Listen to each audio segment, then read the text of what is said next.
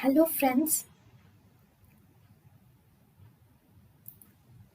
welcome to Creative Medicine. In this lecture, we will learn about. So friends, identify the instrument. So what do you see? These are actually a short blade. These are scissors with short blade, and you will see long shaft. And these are normal scissors. So we call it as, there is a name given to them. This is Metzembaum scissors. This is Metzembaum scissors. Scissors. It is Metzembaum scissors. So what are the uses of this scissors?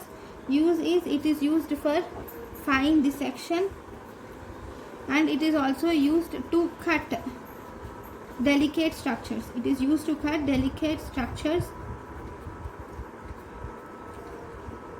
like to open the perineum. You can, in order to cut delicate structures, to open peritoneum, you can use this scissors, or it can be used to dissect the sac from the cord. Okay, in all that we can use this Metzembaum scissors. Thank you. Thank you and thank you for watching.